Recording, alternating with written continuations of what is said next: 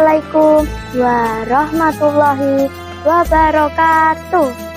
Hamdan wa syukron lillah, sholatan wa salaman ala rasulillah. Amma ba'du. Bagaimana kabar teman-teman hari ini? Semoga dalam lindungan Allah dan diberi kemudahan dalam menjalankan ibadah puasa.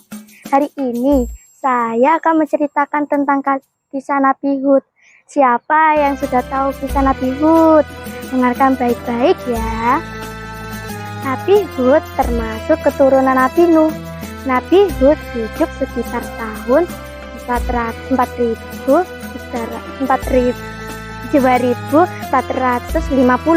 sampai 2320 sebelum Masehi dan diangkat menjadi nabi pada tahun 2400. Beliau wafat pada usia 472 tahun. Beliau berasal dari suku yang dikenal dengan nama Ad. Mereka adalah bangsa Arab yang tinggal di gunung tinggi berbatuan di negara Yaman antara Oman dan Hadramaut. Ad merupakan bangsa pertama yang menyembah berhala. Setelah peristiwa banjir besar yang menimpa kaum Nabi Nuh, tubuh kaum Ad kuat dan tinggi besar.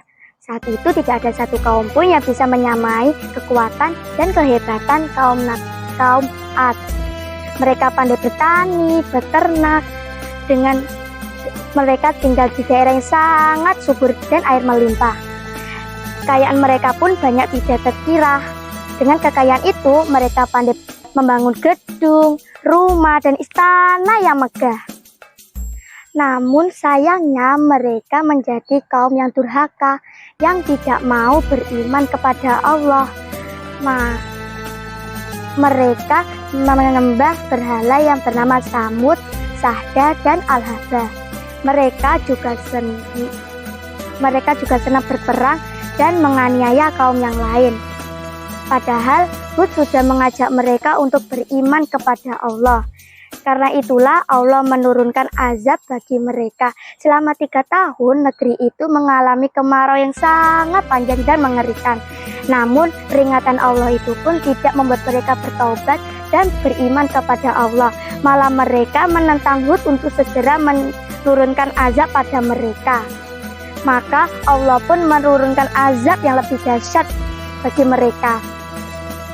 Belum bencana datang, Allah menyuruh Hud dan 7 pengikutnya untuk menyelamatkan diri ke Hadramaut. Setelah mengalami kemarau yang sangat panjang, tiba-tiba muncul awan hitam di langit. Sahda adalah seorang wanita yang pertama kali melihat awan hitam itu. Dia langsung jatuh pingsan saking kagetnya yang apa dia lihat. Setelah sadar, Sahda bercerita pada orang-orang bahwa aku melihat awan hitam di langit seperti meteor dari neraka. Awan hitam itu dituntun seorang laki-laki. Allah mengerahkan awan hitam tersebut selama 7 hari 8 malam berturut-turut. Dengan awan hitam itu tersebut, seketika keluar petir-petir yang menghanguskan dan menghancurkan gedung-gedung megah di negeri itu. Tak ada yang selamat dan tersisa, hanya Hud dan kaumnya yang beriman saja yang selamat dari azab yang dahsyat itu. Dalam Al-Quran, bekas negeri kaum Ad itu pun disebut Ahqaf atau Bukit Pasir. Setelah bencana tersebut, kini negeri kaum Ad tertimbun pasir di dalam perut bumi sedalam 12 meter.